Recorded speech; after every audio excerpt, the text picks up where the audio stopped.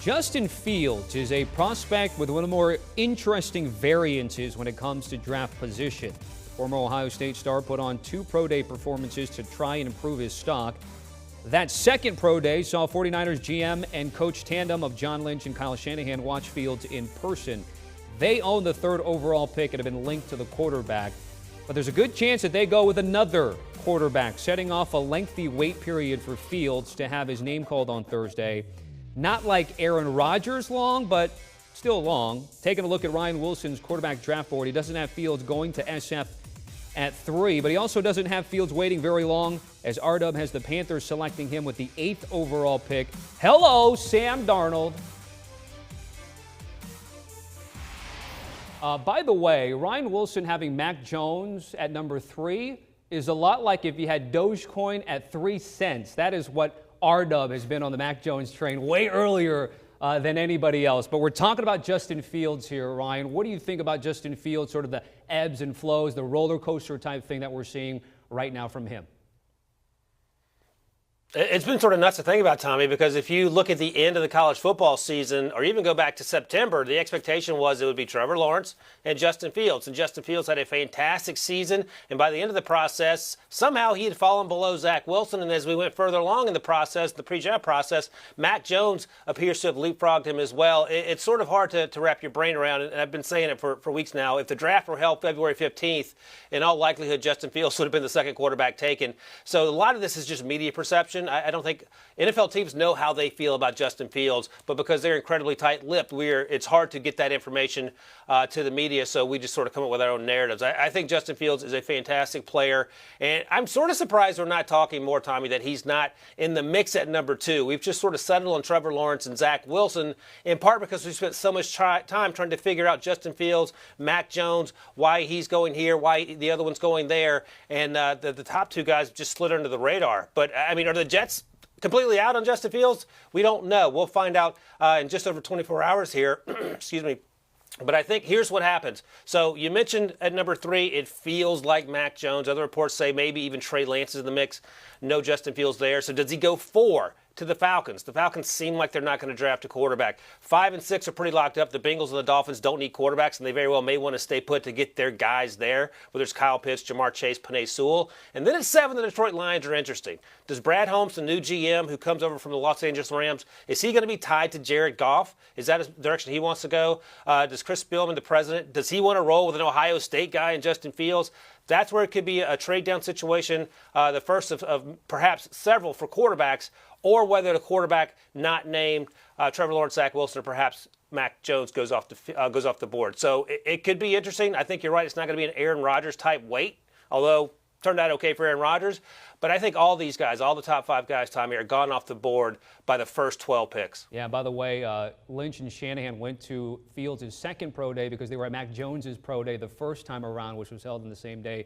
But they got their chance to look at him. It'll be interesting to see how that plays out. All right, for another year, second straight year, we've got a lot of depth at wide receiver, and there's sort of a talk about whether it's going to be, Jamar Chase, Jalen Waller, Devontae Smith, in whichever order that's going to be. But as you see it, Ryan, and the draft crystal ball, who do you think is the first wide receiver taken? Jamar Chase is my wide receiver 1. And the interesting thing is, a year ago, it was either Jerry Jeudy or CeeDee Lamb. CeeDee Lamb was my wide receiver 1. And Henry Ruggs snuck up and went first among all those wide receivers at 12. I think Jamar Chase is just such a complete player. I describe him as Anquan Bolden, but he runs a sub 4.4. He's that type of physical player. He wins every ball at the catch point. He's not creating crazy separation, but he's so incredibly physical getting off the line of scrimmage that he creates separation in the last 2 or 3 yards that the ball is in the air. Here he is going against Trevon Diggs last year against Alabama. No chance. And Trevon Diggs is not a slouch. He's second-round pick of the Cowboys, had a pretty good rookie campaign. But I think here's the other thing, Tommy. If Devontae Smith weighed 186 instead of 166, he would be my wide receiver 1. That is the only knock on him, and it's unfair for being honest, but NFL teams are concerned about the weight, his slight frame, if you will.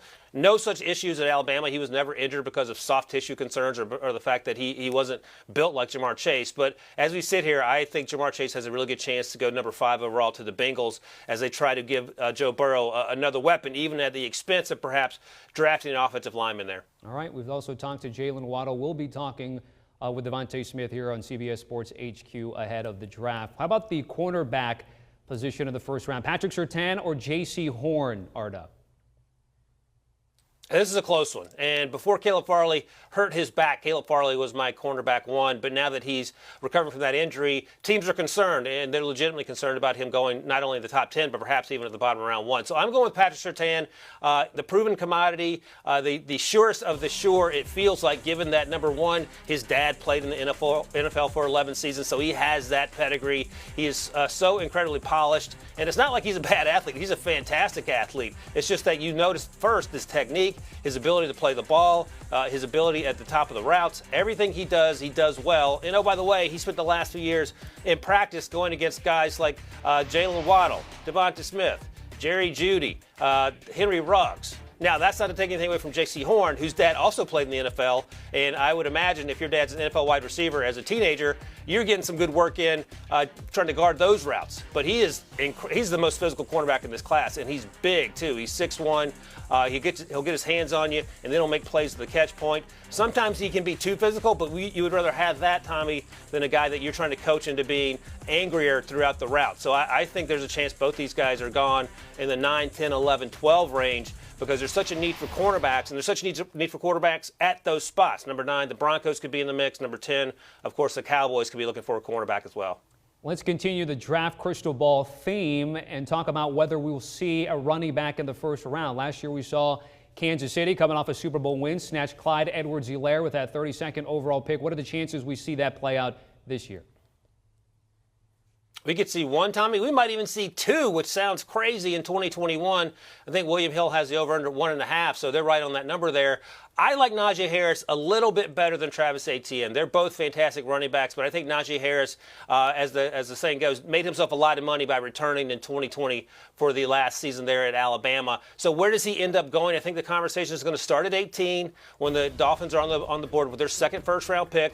Presumably they'll get a playmaker if they can for Tua at the top of the draft there at 6, and they're going to circle back and perhaps give him another playmaker. And what better way than to surround him with guys like, say, Jalen Waddle at 6 and then Najee Harris at 18.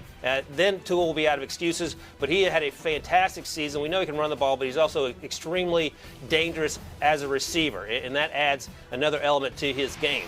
And now Travis Etienne could be the flavor of the month for another team.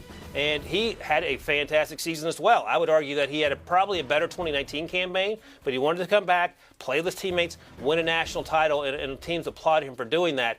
Incredibly strong between the tackles, but he ran in the 4-4, so he can get around the edge. Also, one of these Pete Prisco self-described airbacks, in that he is a danger as a receiver as well. So 18, I mentioned the Dolphins. 24, the Steelers will be interested in a running back. Even 30 at Buffalo. They might be kicking the tires on a running back if they want to go in that direction at the bottom of round 1. All right, Najee Harris at 18 to Miami in Ryan Wilson's latest mock. R-Dub, certainly appreciate it. Thank you as always, my friend. Catch him on the Pick 6 podcast. They had a Monday mock draft where they each were picking for different teams with Will Brinson and company. And this one we're talking about draft props preview, how and what to bet the entire first round. Will Brinson and R.J. White giving you everything you need to know. We just talked about perhaps a running back prop. Could be 2. 1.5 is where it's set at William Hill in the first round today. Do you want a sports network that delivers everything that matters about the game? The highlights, the picks, the instant analysis, no yelling, no fake debates, no politics. Hit the subscribe button and never miss a moment.